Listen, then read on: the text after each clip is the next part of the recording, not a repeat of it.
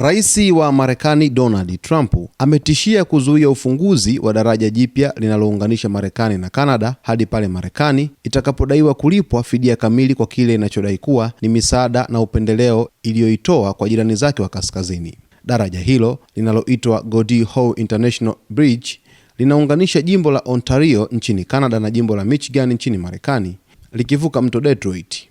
Mradi huo unatarajiwa kufunguliwa rasmi mapema mwaka 2026 baada ya kukamilika kwa majaribio na taratibu za mwisho za kiusalama.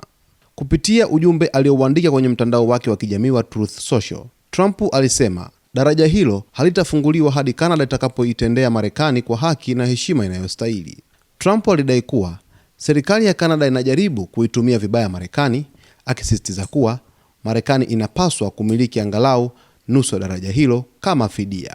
Sitaruhusu daraja hili kufunguliwa hadi Marekani ilipo kikamilifu kwa kila kitu tulichowapa, aliandika Trump. Kwa mujibu wa tovuti ya mradi huo, daraja linafadhiliwa na serikali ya Kanada, lakini linatarajiwa kuwa mali ya umma inayohusisha Kanada na jimbo la Michigan. Hata hivyo, shirika linalosimamia ujenzi wake, Wisdo Detroit Bridge Authority, linamilikiwa kikamilifu na serikali ya Kanada.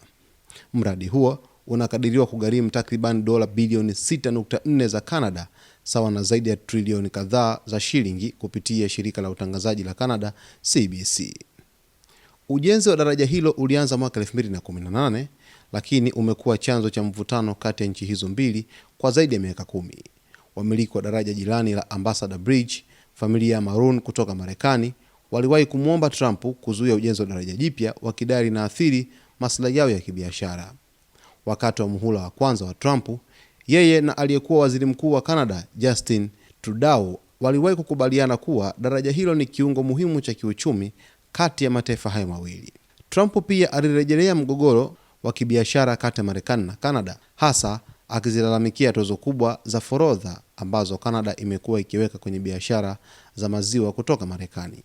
Aidha, alikosoa vikali makubaliano ya kibiashara kati ya Canada na China, akidai yataidhuru Canada.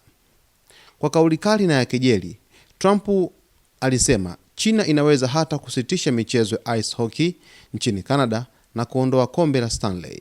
Hatua ya rais wa Marekani Donald Trump kutishia kuzuia ufunguzi wa daraja jipya kati ya Marekani na Canada ambalo linaunganisha jimbo la Ontario nchini Canada na jimbo la Michigan nchini Marekani ni hatua ambazo zinapelekea mvutano mkubwa kuweza kuibuka kati ya Canada pamoja na Marekani, ukiwa mradi huu unatarajiwa kuweza kuzinduliwa mapema mwaka huu 2026. Basi mtazamaji, kwa taarifa zaidi basi ni kuombe usiache kusubscribe, kulike, kucomment pamoja na kushare.